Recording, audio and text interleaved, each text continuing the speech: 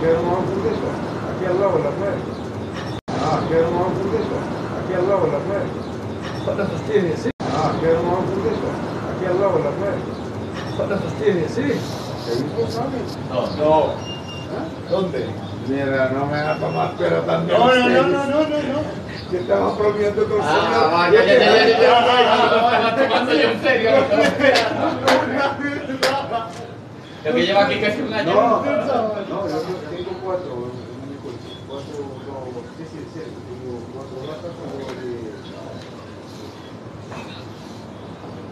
de fría, Son gallegos, no le digas eso que son gallegos y son una de cristal, una de lata y una normal. Bonjour tout le monde, je suis Asma Antouni, médecin généraliste marocain à Bouchto. J'aimerais savoir, est-ce que vous arrivez à m'entendre? Alors, dans cette belle discussion et pause café, j'ai comme d'habitude 1 heure de repos. Ensuite, je vais reprendre mon travail et j'aimerais bien vous consacrer 30 minutes de mon temps, de ma journée, pour avoir un moment de plaisir et le partager avec vous. Alors, le plaisir, ça commence bien sûr par ma tasse de café. Et puis, j'aimerais discuter d'un sujet qui vraiment me touche énormément. C'est un sujet qui, on dirait une thérapie. Je ne sais pas est-ce que le live ça marche ou pas. Alors c'est une thérapie, cette thérapie s'appelle l'amitié. Moi je pense que l'amitié est sacrée, je ne sais pas si vous êtes d'accord ou pas. Je pense que l'amitié est sacrée et avant d'avoir un ami, il faut savoir que c'est un engagement. Moi j'ai vu un film ou documentaire de monsieur Giorgio Armani et il a dit à un certain moment qu'il est tout le temps pris, qu'il n'a pas beaucoup d'amis. Pourquoi? Tout simplement parce qu'il est toujours pris, toujours occupé. Et il a dit ensuite que l'amitié est un engagement et je dois normalement m'investir avec mon temps, mon énergie, mes émotions et tout beaucoup de choses. Et je suis totalement d'accord avec lui parce que avoir un ami ou être l'ami de quelqu'un, c'est-à-dire avoir une personne qui va te servir, ok? Donc on doit être serviable, on doit se respecter. Ce qui est vraiment génial dans l'amitié, c'est que on est sûr qu'on va être respecté, qu'on va être bien pris en charge, qu'on va être bien soigné lorsqu'il le faut. Quand on a un ami, on est sûr qu'il n'y aura pas de conflit avec une personne. Bon, les conflits, c'est normal d'avoir des conflits, mais on n'est pas nocif avec nos amis. Et ça, c'est important. Parce que sinon, on aura du mal à se sentir en sécurité dans ce monde cruel. Parce que le monde est cruel et la vie est belle. Alors il faut savoir que dans ce monde cruel, et où la vie est belle,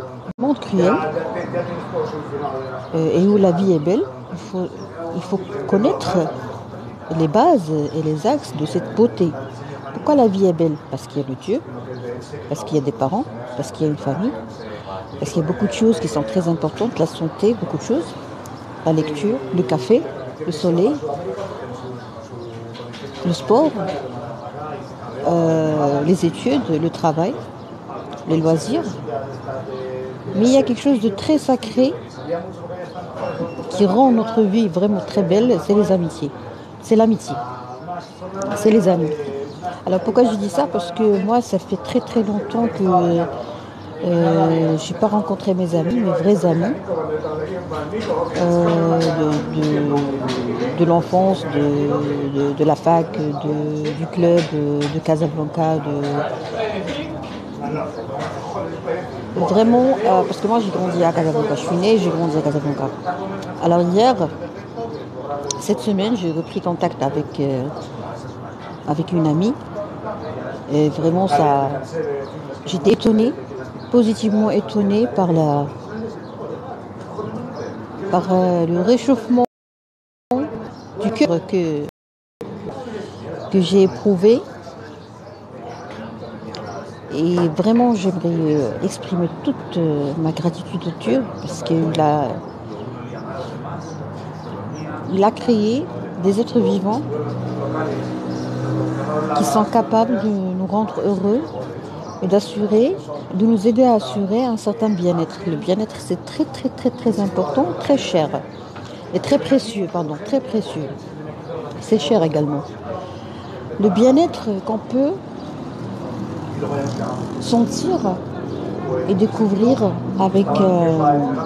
grâce à nos amis nécessite une bonne connaissance de l'amitié. Alors moi je pense que l'amitié mérite d'être éduquée, étudiée et apprise à l'école à un jeune âge et même avant. Et on doit expliquer aux enfants petits que il est impossible de survivre sans amis. Et non pas de vivre, de survivre sans amis. Vous savez, il y a quelqu'un, j'ai oublié son nom, qui a fait une expérience de solitude. Moi aussi, j'ai fait une expérience de solitude. Et en fait, quand on est solitaire, on devient fort. Et quand on devient fort, on redevient solitaire. D'accord ? Je m'explique. Quand tu affrontes une situation de solitude, bien sûr, si tu as un cerveau qui te travaille d'une manière très très émancipée, si vous voulez, qu'est-ce qu'on essaie de faire ? Eh bien, tout simplement, qu'est-ce qu'on essaie de faire ? On essaie de le découvrir. Donc, c'est ça la solitude. Elle aussi, elle nécessite une bonne connaissance et peut-être même un apprentissage, un bas âge. Alors la solitude, c'est une occasion, ce n'est pas un désastre. La solitude est une occasion pour se connaître. Moi personnellement, je me suis bien investie sur plusieurs plans pour me connaître, c'est important. Pour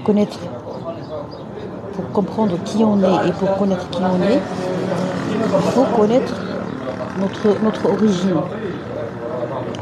Il faut connaître le Créateur, c'est-à-dire le Dieu. Avec tout le respect à toutes les croyances. Excusez-moi, une seconde.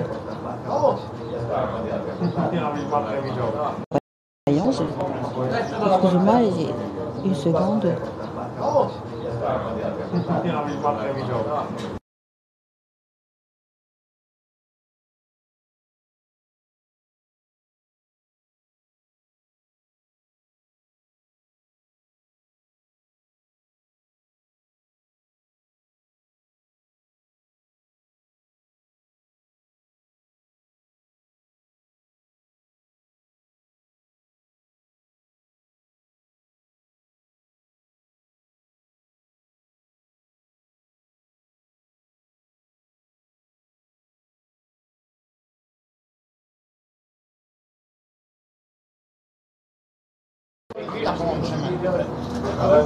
Alors, on disait quoi ? On disait que la solitude n'est pas quelque chose d'affreux, n'est pas quelque chose d'horrible. La solitude, c'est une occasion, c'est une aventure, c'est une occasion, c'est une expérience à vivre. Ok ? Il ne faut pas avoir peur de la solitude. Et on disait quoi ? On disait que quand on est seul, quand on est solitaire, on apprend à se connaître, on apprend à fortifier et à renforcer notre confiance en soi, on apprend à être indépendant, c'est important, indépendance sur les 3 plans, assurer une certaine indépendance financière, intellectuelle et affective. Alors l'indépendance affective est très importante parce que sinon on risque vraiment de développer certaines difficultés à survivre des fois. Si on n'a pas développé une bonne indépendance affective, on va avoir beaucoup de problèmes. On va par exemple confondre la dépendance On va confondre dépendance et amour, par exemple. Et là, on peut très bien vivre une relation, une aventure amoureuse vraiment très désastreuse, très horrible et très nocive pour notre santé psychique mentale et peut-être même très nocive pour notre développement professionnel. L'évolution professionnelle nécessite une certaine paix, une certaine indépendance affective. On ne peut pas évoluer sur le plan professionnel si on a un partenaire nocif. Et des fois, ce partenaire n'est pas vraiment nocif, mais on s'est précipité. On n'a pas commencé par le commencement parce que pour avoir une relation d'amour, quelque chose de très sacré, de très délicieux, de très précieux et de très beau,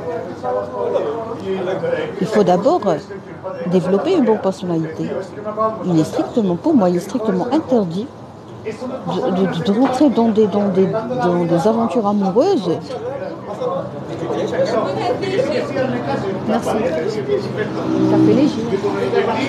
Barakallahu fik, merci beaucoup. Je viens d'avoir mon café. D'accord, on disait quoi? On disait qu'il faut toujours commencer par le commencement. On ne commence pas par les aventures amoureuses, on commence par le développement de sa personnalité. Malheureusement, même l'amitié est devenue unilatérale. Oui, Madame Nana. Bonjour, Madame Nana. Alors, pour l'amitié,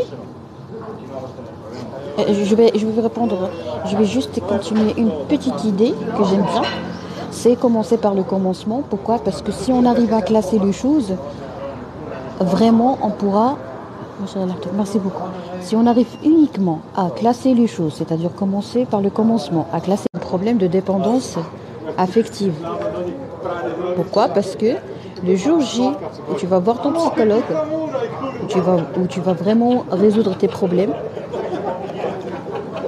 ben, tu vas laisser tomber cette personne qui s'est investie émotionnellement et qui a fait beaucoup de choses pour toi. Peut-être qu'il a, je sais pas, il t'a aidé financièrement, peut-être qu'il a sacrifié son temps. Alors, ce qui est très précieux dans la vie, c'est le temps. Est-ce que vous êtes d'accord? La chose la plus précieuse. Vous savez, moi, quand j'anime mes lives, ben, je vous offre ce qui est très, très, très précieux dans ma vie, c'est mon temps. Vous voyez? Voilà.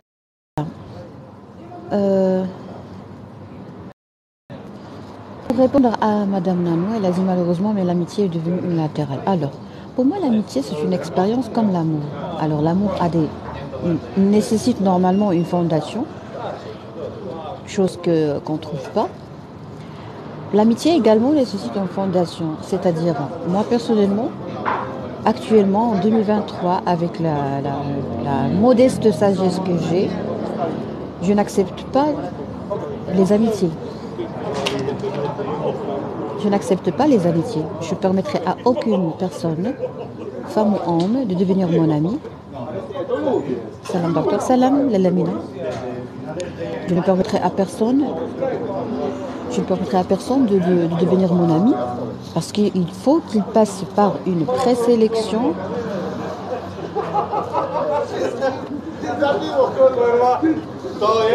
Qu'il passe par une présélection, pas une deuxième, pas une sélection.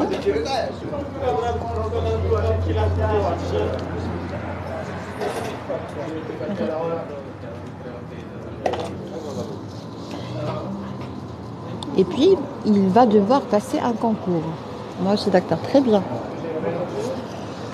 Alors, moi, par exemple, en 2000, en 2010, en 2005, j'étais pas comme ça. J'étais une personne naïve qui ne connaissait rien sur l'amitié. Comment est-ce que j'ai appris que les gens doivent mériter mon amitié? C'est en traversant et en vivant des expériences difficiles et dures. Alors là, on va devoir, avant de dire que l'amitié n'existe pas ou l'amitié est rare, il faut essayer de mettre un bon diagnostic, c'est-à-dire comprendre pourquoi. Le pourquoi des choses est important. Et vous savez, le pourquoi des choses, ça nous permet de ne pas souffrir. Par exemple, est-ce que vous voulez que je vous donne un exemple? Pourquoi c'est important de connaître le pourquoi des choses et pourquoi ça va vous aider à ne pas souffrir davantage? Par exemple, d'une amitié, on va se concentrer sur l'amitié. D'accord? D'une amitié, on va se concentrer sur l'amitié. D'accord? Est-ce que vous voulez que je vous donne des exemples? Une bonne compréhension de la situation, du problème, peut nous éviter beaucoup de douleur et de souffrance. Parce qu'il y a une grande différence entre souffrance et douleur. Tu peux très bien souffrir sans avoir de douleur, sans avoir une cause bien précise et suffisante si vous voulez. Est-ce que vous voulez des exemples? Bueno, creo que maravilla. O sea, alguna cosa hay por ahí que han hecho mal, pero en cuanto a que de ayudar y de echar una mano y de informarte y de todo, es una maravilla. ¿Te la cuenta, por ejemplo, que esté cerrando los puntos como puntos de... Alors, pourquoi c'est important de comprendre les problèmes et comprendre les situations difficiles? Et comment est-ce que ça pourra nous aider à ne pas souffrir davantage? Eh bien, tout simplement parce que quand on a un problème, il faut savoir que ça, ce n'est pas un problème, ce n'est pas un malheur, ce n'est pas quelque chose de négatif. Ok? Tout ce qui nous arrive, ce sont des expériences. Alors, il ne faut pas abuser dans l'emploi ou l'usage de ce mot-là, positif et négatif. Même en parlant avec les gens, il ne faut pas insister sur le fait il faut être positif, il ne faut pas être négatif. Non, si on est toujours positif, c'est-à-dire qu'on ne va pas bien, il faut voir un médecin. Parce que c'est anormal qu'on reste toujours positif. Ok? Alors,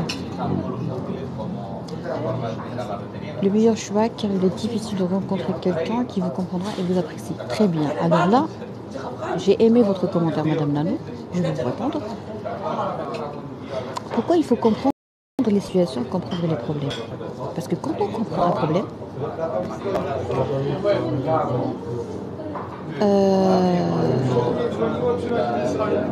d'abord, on ne va pas juger préalablement un événement, la catastrophe, les problèmes. C'est-à-dire, quand je dis problème, c'est une trahison, par exemple. Alors, quand il t'arrive quelque chose de très, très, très mauvais, il ne faut pas dire que j'ai un problème, que j'ai quelque chose de négatif.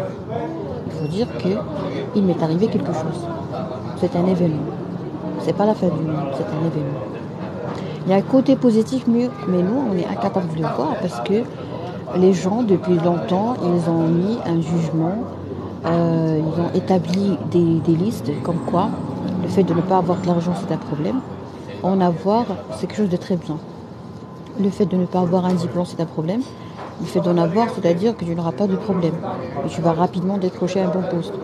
Le fait, par exemple, de se marier, c'est-à-dire que tu n'as pas de problème. Le fait de rester célibataire, c'est-à-dire qu'il y a un sacré problème. Le fait d'avoir des enfants, c'est-à-dire que c'est positif. Le fait de ne pas avoir des enfants et arriver à sa ménopause, c'est-à-dire que c'est une catastrophe. Alors, qui est-ce qui a mis ces jugements?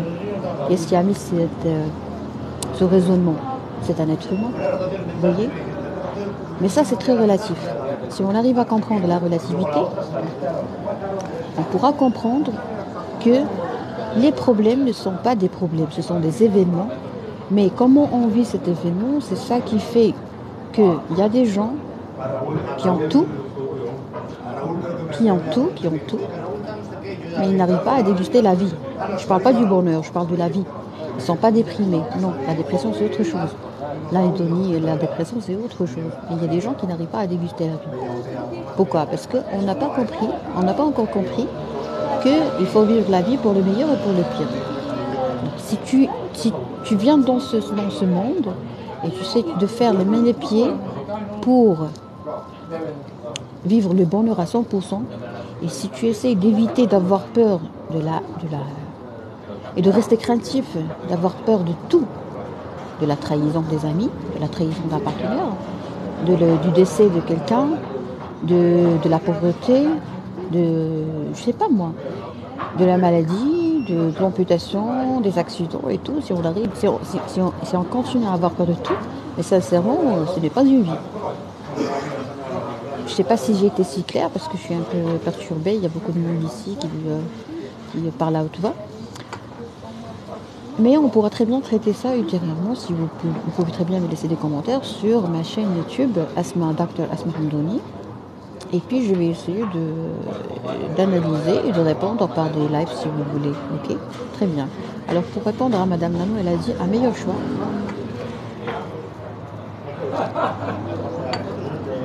Mon café que j'aime. Le meilleur choix car il est difficile de rencontrer quelqu'un qui vous comprend et vous apprécie. Alors là, il y a des obstacles. On va essayer de faire un petit jeu. C'est de chercher les obstacles que Madame Nanou a mis dans son commentaire. Quand on parle, il faut toujours faire attention aux mots qu'on prononce, qu'on écrit. Pourquoi? Parce que ça reflète les obstacles qu'on a mis. Ça n'existe pas. Les obstacles, ça existe uniquement dans notre tête. Il n'y a pas d'obstacle. Il n'y a pas d'obstacle. Les obstacles, ça existe uniquement dans notre esprit, dans notre tête. Pourquoi? Parce qu'on a été programmé pour être vraiment, on dirait, incarcéré dans notre esprit. Alors pour les gens qui ne connaissent pas Bouche d'Aube, ça c'est un restaurant, on dirait, inspiré de restaurants espagnols. Ça s'appelle Bélis. Je ne sais pas ce que veut dire Bélis. Ça s'écrit comme ça, Bélis.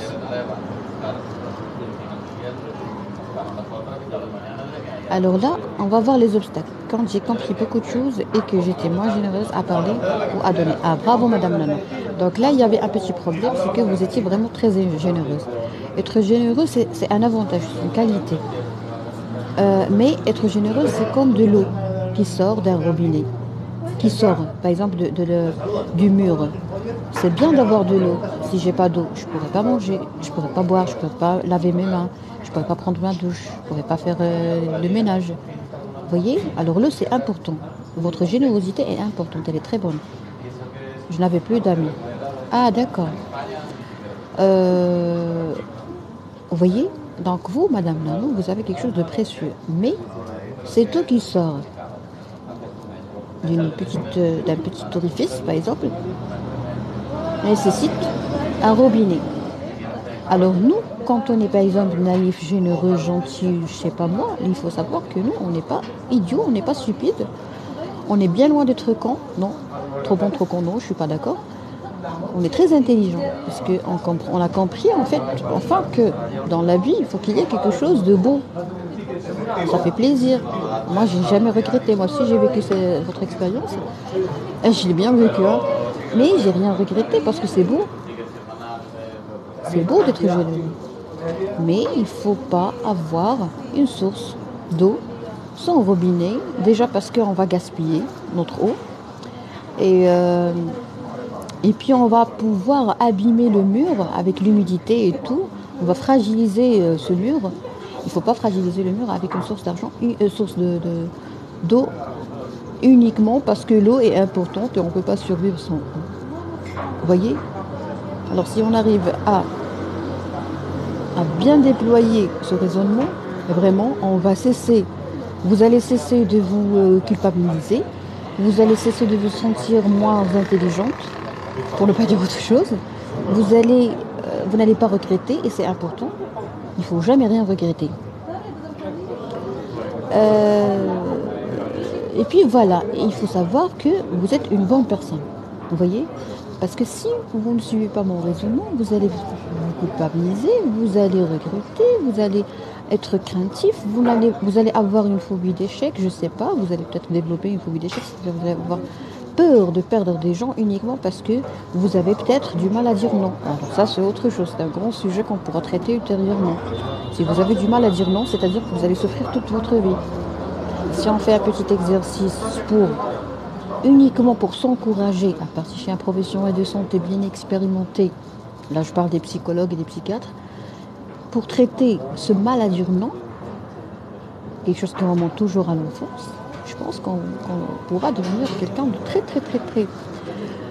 de très calme dans son tronc, dans son cœur. Vous voyez, il ne faut pas continuer à avoir peur, sinon on n'a pas de vie.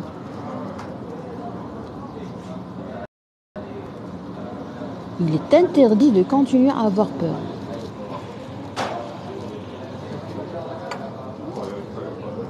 Alors, on n'a pas encore vu les obstacles que j'ai vus dans votre commentaire, dans votre premier commentaire. Quelles sont les bases de l'amitié? Très bonne question. Alors on va répondre rapidement à Madame Lano. Elle a dit quand le meilleur choix car il est difficile de rencontrer quelqu'un qui vous comprend, qui vous apprécie. Alors, qui vous comprend, qui vous apprécie. Donc là, il y a des obstacles dans votre commentaire, Madame Lano. Premièrement, vous avez dit il est difficile de rencontrer. Donc ça, c'est très pessimiste. Il est difficile. Et il y a une peur. Vous voyez? Donc qui dit peur dit obstacle. Donc moi j'ai mis un obstacle dans ma tête. C'est sûr que cette idée va...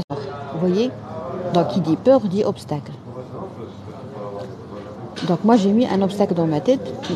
C'est sûr que cette idée va se convertir en acte, en peur, en sentiment. Et le sentiment peut très bien se convertir en quelque chose de très chimique. C'est-à-dire cortisol, adrénaline. Donc vous allez peut-être développer gratuitement un problème de stress corporel qui va peut-être retentir sur le fonctionnement, je sais pas, qui va peut-être retentir, votre peur peut très bien retentir sur la qualité de votre sommeil. Donc il n'y aura pas un sommeil réparateur. Si on n'a pas un bon sommeil réparateur, on pourra avoir des problèmes de croissance selon l'âge. On pourra avoir des problèmes au niveau de la peau. Et qui dit un problème de la peau, dit un problème de confiance en soi, parce que vous savez très bien que la femme est très sensible à la beauté. Si on ne dort pas bien, on pourra développer, je ne sais pas moi, un trouble hormonal. Ça c'est très fréquent, moi en médecine générale, je le vois toujours. Vous voyez? Donc déjà, comme vous avez dit, car il est difficile, donc on a démarré par la peur. Quelqu'un qui vous comprenne et que vous appréciez, très bien. Alors là, Madame Lano, vous avez dit que vous avez besoin de quelqu'un qui vous comprend, qui vous comprendra et qui vous appréciera.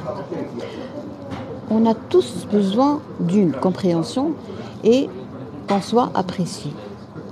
Ce qui est merveilleux dans la vie, ce que je vis moi actuellement, c'est arriver à un certain moment où on n'a plus besoin de quelqu'un pour nous comprendre ou pour nous apprécier. Vous voyez ? Là, on arrive à un stade où c'est nous qui influençons les autres. C'est pas facile. C'est pas facile pour arriver à ce stade. Ça ne m'a pas été facile. Ça m'a été très, très, très, très cher et très dur.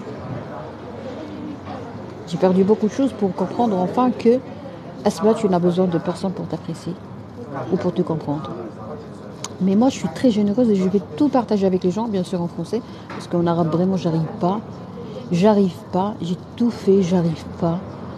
Je pourrais jamais animer un live en arabe parce que vraiment je reçois beaucoup de critiques, beaucoup d'insultes et beaucoup de jalousie des gens qui veulent être comme moi, alors que moi je fais rien, je partage quelque chose de très très très pratique, de vrai, d'authentique, d'original. Je fais pas de la publicité, je vends rien, je vais pas montrer aux gens que je suis meilleure qu'eux.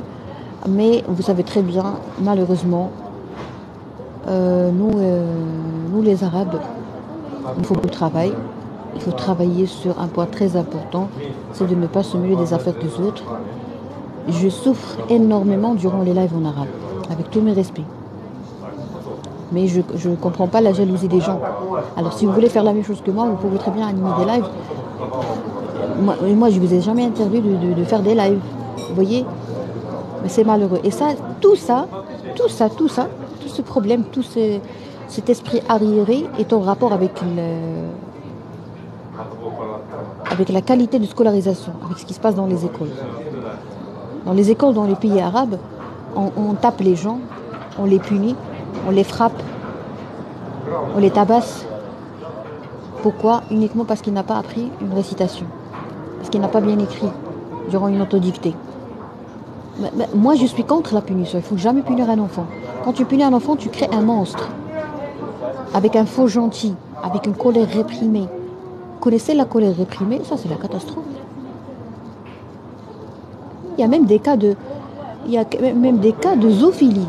Parce que un faux gentil, il peut très bien avoir des comportements. Cette colère réprimée peut très bien s'exploser à un certain moment, à un certain âge, par des troubles du comportement sexuel. On peut créer des malades uniquement parce que le petit a été obligé. C'est ça le faux gentil. C'est-à-dire que lui, il n'est pas gentil. Bon, il n'est pas gentil, il est hyperactif.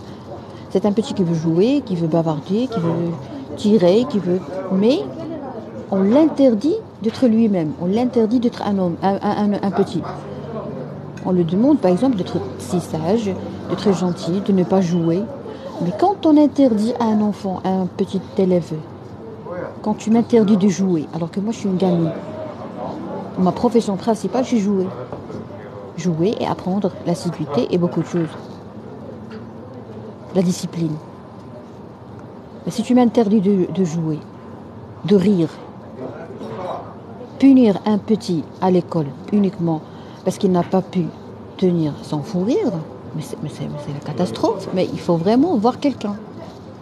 Il faut qu'il y ait beaucoup de quelqu'un. Et je m'excuse, je suis très franche. C'est pour ça que j'ai mis fin à une source de stress. Et je pense que c'est très bien fait de ma part.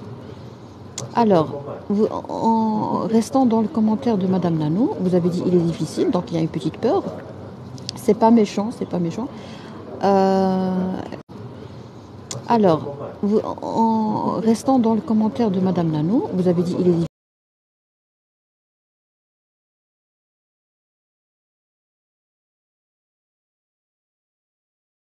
d'être comprise.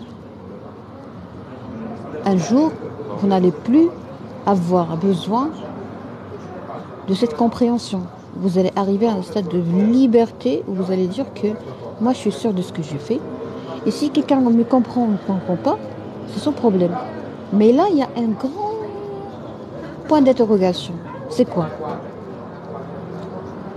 À qui on a affaire?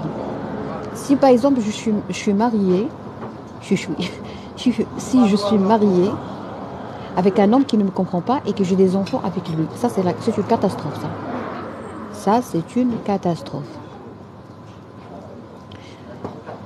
Si tu es marié avec un homme qui ne te comprend pas, qui ne veut pas te comprendre et qui est incapable de te comprendre. Parce que pour me comprendre, il y a des bases. Il y a beaucoup de points communs, il y a un bagage, il y a une base. Il y a une éducation derrière. Il y a beaucoup de choses. Mais les gens se marient. Vous savez, nous en islam, il ne faut pas avoir des relations, un amour passionnel entre hommes et femmes. Il ne faut pas qu'il y ait de relations sexuelles. Vous savez pourquoi? Parce que ça protège les gens. Si je rentre en relation avec un homme, je vais l'aimer, il va m'aimer. Alors cet amour, c'est quoi? C'est comme une sorte de cataracte, c'est comme une sorte de voile. C'est quelque chose qui vraiment rend ma vision floue. Alors si ma vision est floue, si je suis hypnotisée, si je suis paralysée, si je suis anesthésiée par l'amour, entre parenthèses, entre guillemets, et que je prenne la plus grosse décision ou une des plus grandes décisions de ma vie, alors que moi je vois rien, je suis aveugle, je vois rien, sourd-muette. C'est de l'anesthésie, l'amour avant le mariage, c'est de l'anesthésie. Moi, j'ai jamais vu un patient qu'on a préparé pour l'opération ou bloc anesthésié qui va prendre une décision. Il n'est même pas là. L'amour avant le mariage, c'est de l'anesthésie. En islam, on nous interdit d'aimer quelqu'un ou d'être en relation avec lui ou de sortir avec lui ou de faire l'amour avec lui. Pourquoi? Pour nous protéger de quelqu'un ou d'être en relation avec lui ou de sortir avec lui ou de faire l'amour avec lui. Pourquoi? Pour nous protéger. L'islam nous protège de cette anesthésie. Si quelqu'un veut se marier avec toi, il va avoir recours, il va solliciter, il va demander ta main directement de ta famille. Et ta famille va faire la sélection, la présélection, la sélection, le concours et tout.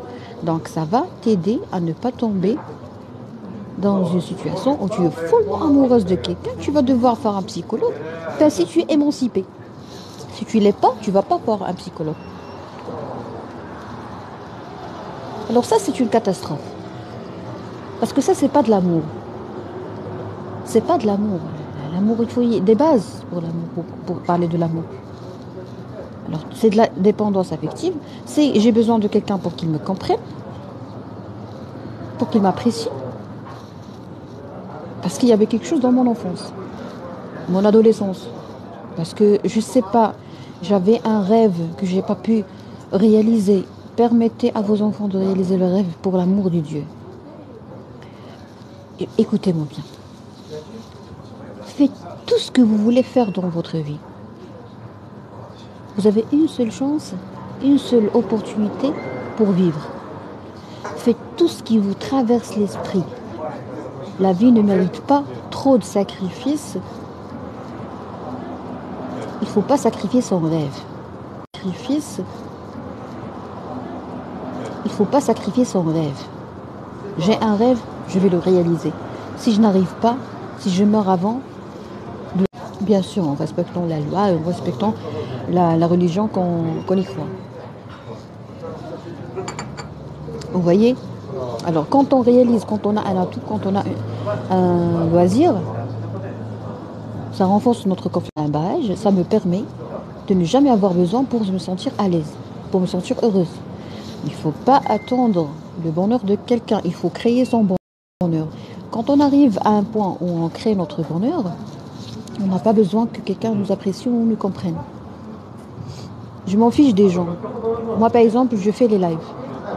J'avais l'habitude de faire des conférences. On m'a interdit de faire des conférences. On disait que voilà, bon, j'ai déposé un projet. Je ne vais pas parler de ça parce que c'est vraiment très négatif. Très malheureux pour eux. J'ai commencé par animer des conférences dans les écoles et tout. Et à un certain moment, j'ai proposé un projet et ça a été refusé. Un projet d'éducation sexuelle dans l'école, éducation sanitaire, pour instaurer une certaine culture sanitaire, médicale et sanitaire. Et on a refusé. Et ça m'a fait de la peine parce que moi, j'ai passé toute ma vie à faire des conférences et tout. Et j'avais cette rage de... j'ai les larmes aux yeux. J'ai toujours eu cette rage. Et ça m'a fait de la peine parce que moi, j'ai passé toute ma vie à faire des conférences et tout. Et j'avais cette rage de... j'ai les larmes aux yeux. J'ai toujours eu cette rage. Alors que moi, je faisais pas de la publicité. Moi, je fais pas de la publicité. Moi, j'ai un rêve, c'est instaurer une certaine culture sanitaire dans les écoles. Ça a été refusé d'une façon vraiment très méprisante, mais bon. Et puis, j'ai retrouvé un autre échappatoire, si vous voulez, une autre façon de réaliser mon rêve. Et c'est pour ça que j'ai des abonnés, j'ai découvert des gens aimables, gentils, émancipés, intellectuels, respectueux comme vous. Je vous apprécie beaucoup. On est 12 personnes. J'avais l'habitude d'avoir beaucoup de gens dans mes lives, mais actuellement, je parle uniquement avec la crème des abonnés, qui est vous, bien sûr. Je ne jette pas des fleurs sur vous, mais je suis très sincère.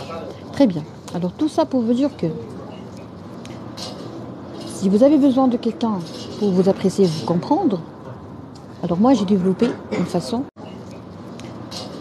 Si vous avez besoin de quelqu'un pour vous apprécier, vous comprendre, alors moi, j'ai développé une façon de retrouver le plaisir, de créer le plaisir. C'est-à-dire, j'ai décidé de déjeuner dehors. J'ai pris mon déjeuner dehors, dans ce restaurant, ce beau restaurant espagnol, Bélis. J'ai pris mon café, de la dopamine. J'ai fait mon live, les choses que je veux. J'ai partagé ce que je veux. J'ai parlé de l'amitié. Et j'ai même permis aux gens, aux femmes, de parler, de s'exprimer. Et ça, c'est précieux. Ça, c'est de la générosité. C'est une qualité. Mais il faut avoir un robinet. Vous voyez ? Je ne sais pas si j'ai répondu à votre question, Madame Nanou, mais je vous remercie parce que vous nous avez permis de s'exprimer. Et ça, c'est bien de s'exprimer. Il y a même des séances dans les écoles où on permet aux enfants de s'exprimer. C'est important. Il faut parler. Il faut laisser les gens parler. Parce que c'est beau. Alors, je vais répondre, je pense, à une question de M. Abdou. Aïe, il y a beaucoup de questions. Quelles sont les bases d'une amitié? Très bien. Alors, les bases d'une amitié, c'est le respect. Premièrement, c'est le respect. Et dans le respect, il y a deux faces. Puis les faces. Dans le respect, il faut respecter les gens et il faut se respecter. C'est-à-dire, bon, être respectueux, c'est ça. C'est-à-dire que si je suis dans une relation d'amitié avec une amie à moi, une femme, si je la respecte et que cette femme me respecte également, mutuellement, mais que moi je ne me respecte pas, je ne m'aime pas, ça c'est un autre volet. J'ai une mauvaise estimation de soi. Je ne me connais pas. Alors ça c'est affreux, c'est grave. Ça c'est grave. Il faut que je travaille sur ça. Je ne peux pas être une bonne amie. Pourquoi? Parce que si je ne suis pas une bonne amie, je ne vais pas me respecter. Et si jamais elle me demande quelque chose, par exemple, est-ce que tu peux m'accompagner, je ne sais pas moi, à Las Palmas, je vais répondre oui, alors que moi, j'en veux pas. Je ne veux pas. Pourquoi? Parce que je ne me respecte pas. Donc, je vais répondre, je vais faire quelque chose que je ne veux pas parce que je n'arrive pas à me respecter. Et ça va me faire souffrir. Donc, je serai dans une relation d'amitié toxique pour moi. Je vais souffrir. Et quand je souffre, je vais éviter. Et quand j'évite, je vais faire mal à ma copine. Et pourquoi tout ça? Parce que, au lieu de dire oui et de répondre oui à toute demande, il faut apprendre à discuter et à dire aux gens ce que véritablement on ressent. Et surtout, il ne faut pas avoir peur de la réaction des gens, mais il faut être gentil. Il faut savoir comment procéder, comment répondre, comment réagir. C'est-à-dire que si on est franc, ça ne veut pas dire si on est franc, audacieux, ça ne veut pas dire être méchant et toucher les gens. Vous voyez? Alors, tout ça pour vous dire que nous, les femmes, on aime bien bavarder. Des fois, je donne beaucoup d'exemples. Ça, je pense, c'est une question d'un homme, donc il faut répondre de façon très concise. Alors, quelles sont les bases de l'amitié, monsieur? 1, c'est l'amitié. C'est le respect. 2, c'est comprendre que veut dire le respect. 2, c'est comprendre que veut dire le respect. Être respectueux, c'est respecter, par exemple, la nature. Si j'ai une copine et que cette copine, par exemple, elle respecte les animaux. Si cette copine, par exemple, torture ou animaux. Si cette copine, par exemple, torture ou frappe ou tabasse ou jette quelque chose sur mon chien ou sur un petit chaton, alors moi, je pourrais pas, cette amitié ne pourra pas marcher. Parce que ma copine, elle est cultivée entre parenthèses et tout, mais elle traite mal un animal.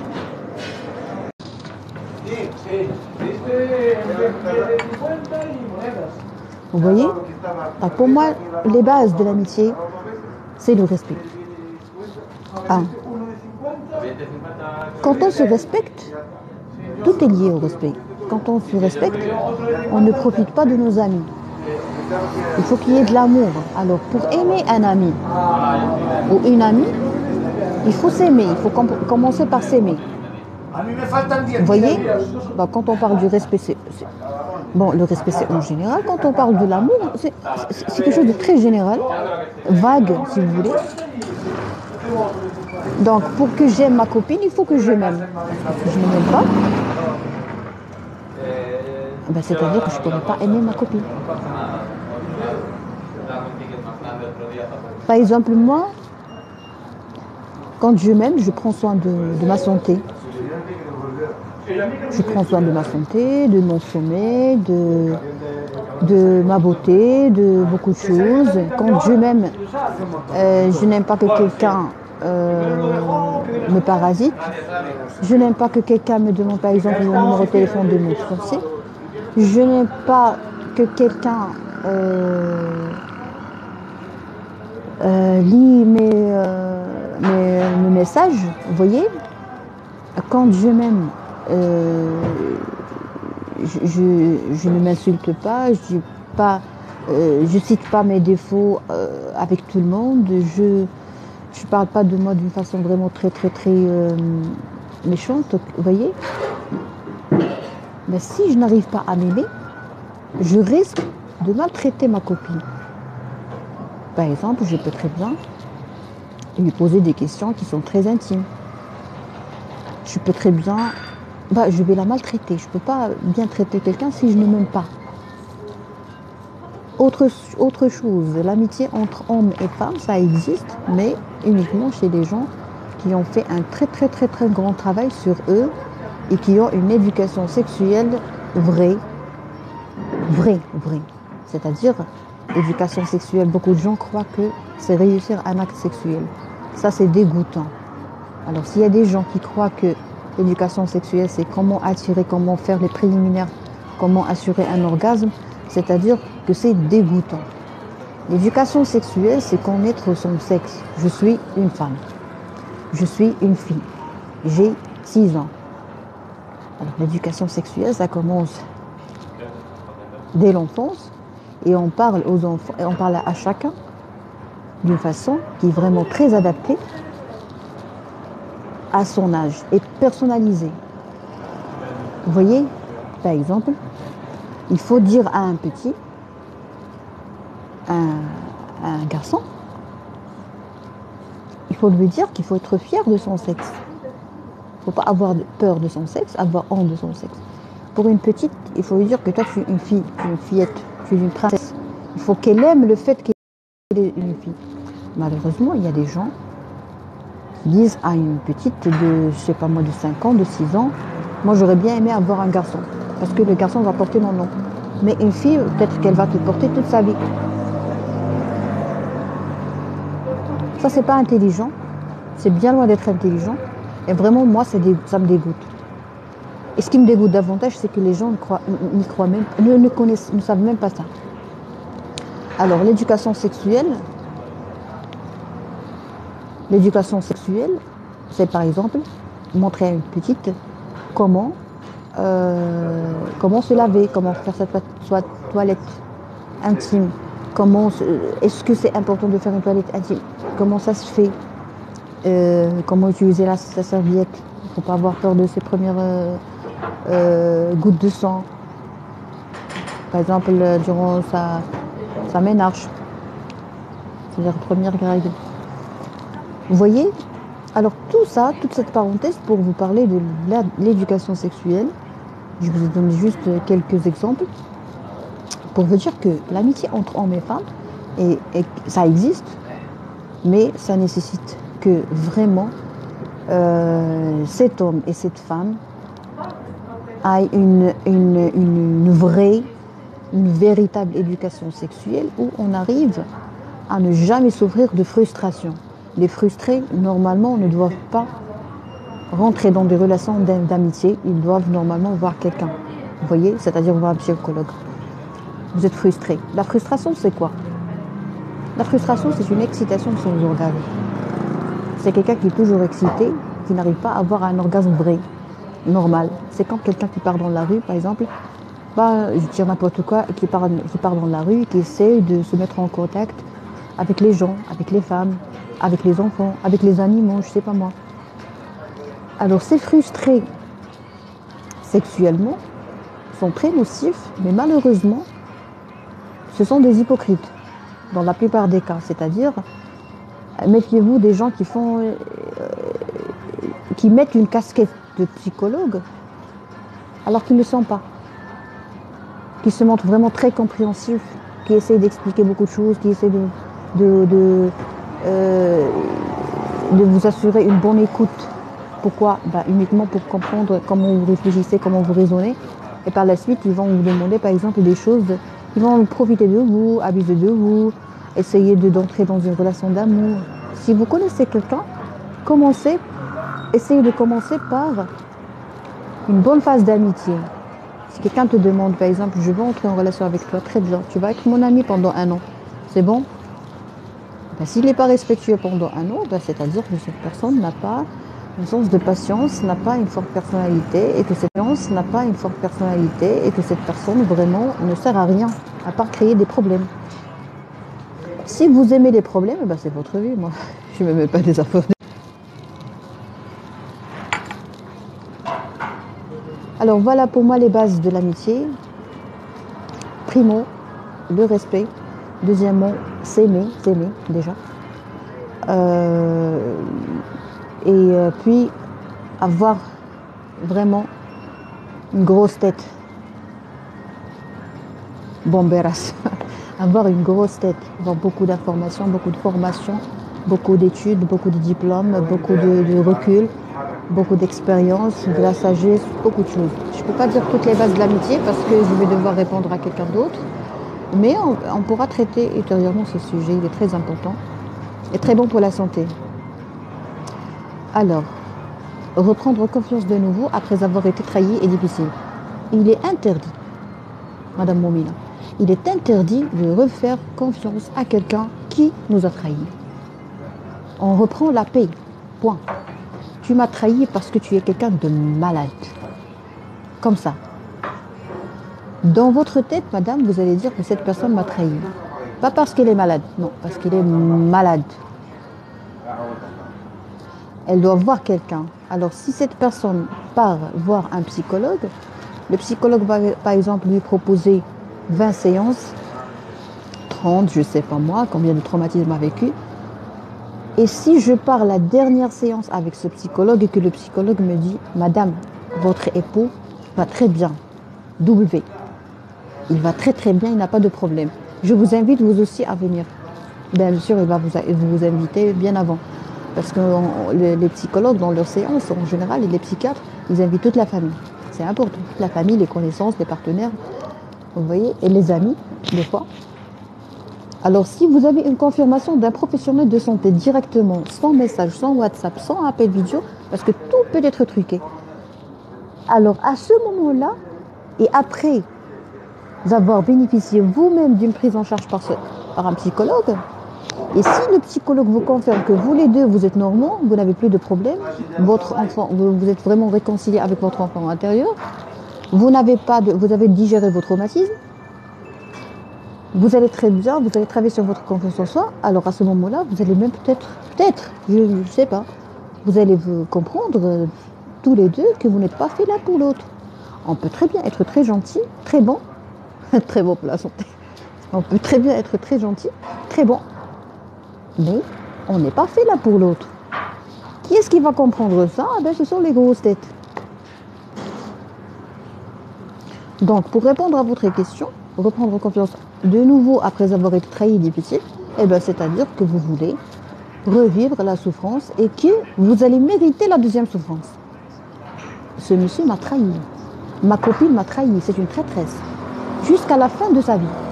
Sauf si le psychologue a confirmé que cette personne est guérie. Sinon, moi je ne garantis rien. Il faut payer les pots cassés, il faut payer. Vous avez fait une catastrophe, vous m'avez trahi. Bon, moi, la trahison, le mensonge, c'est une catastrophe. La trahison, c'est un désastre. Et c'est vrai, c'est très rare. Alors, quand je vois oui, c'est vrai, je me dis, qu'est-ce qu'on a dit? Aïe. Oui, c'est vrai, c'est très dur. Oui, je suis arrivée à ce stade. Bravo, Lalla. Beaucoup d'énergie négative sur les lives en arabe. Oui, je m'excuse, parce que ça contamine. Vous savez, l'énergie, ça contamine. Effectivement, en arabe, les gens sont très impolis. Oui, madame. Voilà, docteur Kital. Hola. Estás bien? Il faut surtout ne pas chercher à être validé par l'autre pour s'accepter et avoir une image positive de soi. Oui, si vous voulez.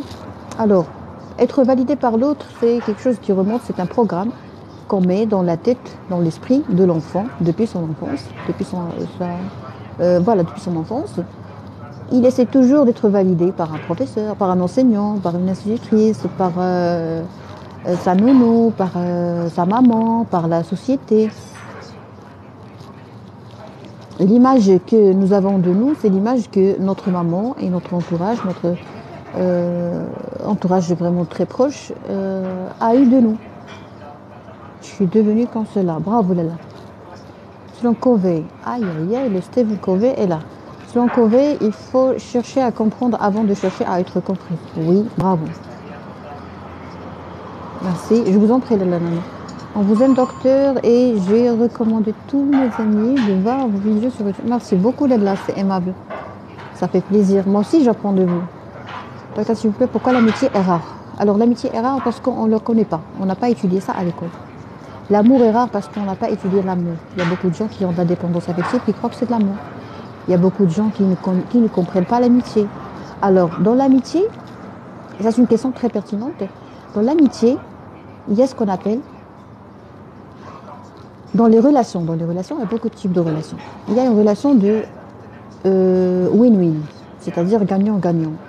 C'est pas méchant, mais il faut savoir dans votre tête et dans la tête de l'autre, et surtout de ne pas confondre les deux. Ma relation avec toi, c'est win-win, gagnant-gagnant. Je vais te rendre un service, toi tu vas me rendre un service. Je vais collaborer avec toi.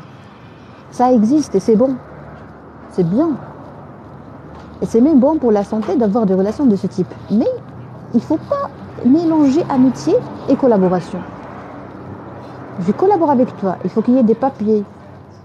Les écrits restent et les parents s'envolent, il faut qu'il y ait des factures. Je travaille avec toi, il faut qu'il y ait de la discipline. Il ne faut pas s'absenter. Il ne faut pas m'appeler le soir. Mais si j'arrive à bien définir la relation avec les gens, c'est-à-dire je prends un café avec toi, je te dis toi tu n'es pas mon ami. On collabore ensemble. Il faut apprendre à envoyer des emails.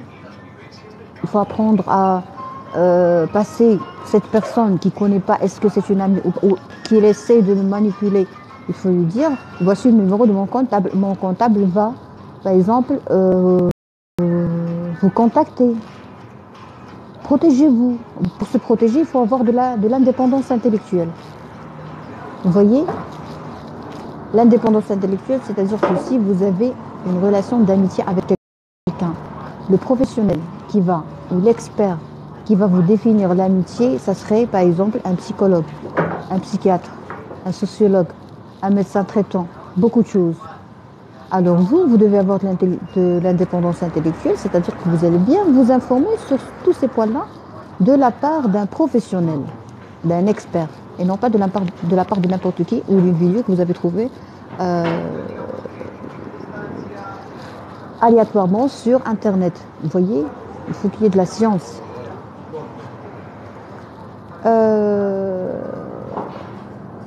Vous allez acheter une voiture. Vous allez acheter une voiture d'un copain. Est-ce que c'est une amie? Oui, c'est une amie. Il faut être très étanche quand on veut acheter quelque chose pour ne pas perdre. Vous savez, il y avait une dame de ma famille, une grande responsable, je ne peux pas dire où, qui m'a dit que si je travaille avec une amie, je vais perdre mon amitié, je vais perdre mon travail. Si j'embauche une amie, je vais perdre mon ami, je vais perdre le travail. C'est exactement comme les livres. Quand on prête un livre à un ami, on perd et le livre à un ami. Elle m'a dit, soit tu es professionnel, soit tu vas traiter les gens d'une façon amicale. Si tu embauches ton ami, tu vas devoir être très gentil avec elle. Au nom de l'amitié.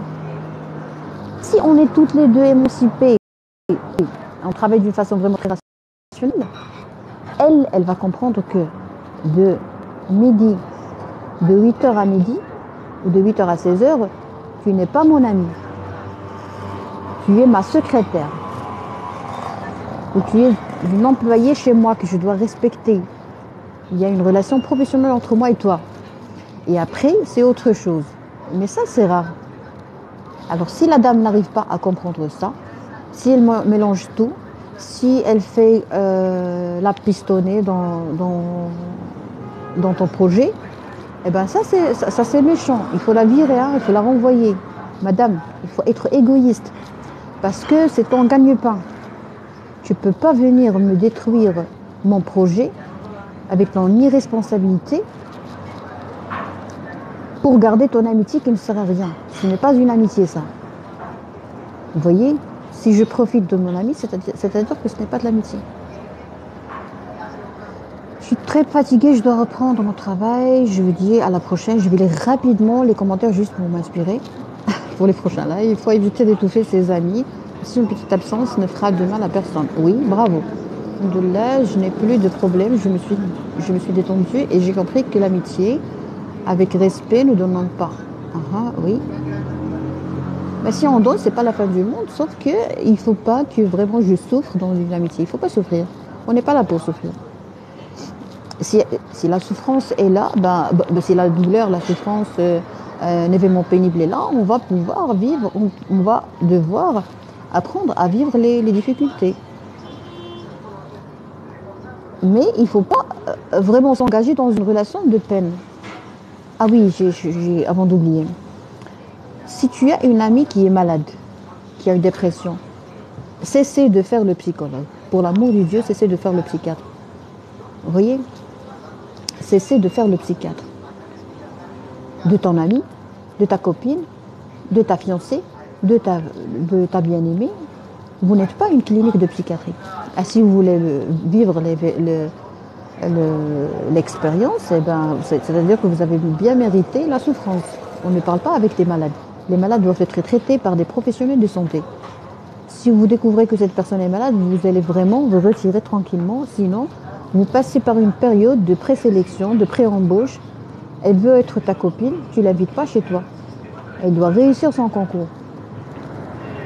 Même une femme, c'est-à-dire moi par exemple, s'il y a quelqu'un qui veut devenir ma copine, qu'elle m'invite chez elle, je vais répondre non.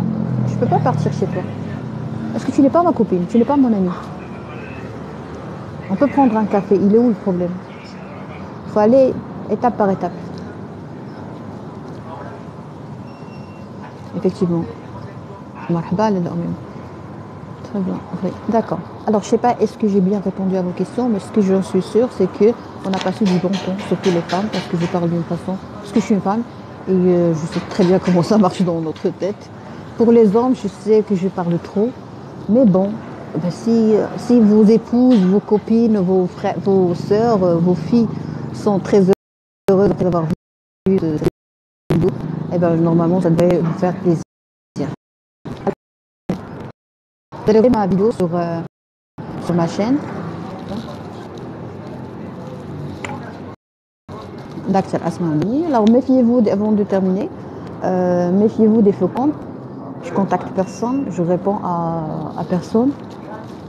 Si quelqu'un ne vous dit pas, les messages ne font pas ça. Ne croyez pas les faux comptes. Très bien. Merci Nano. Vous avez fait un travail, ma modératrice. Oui,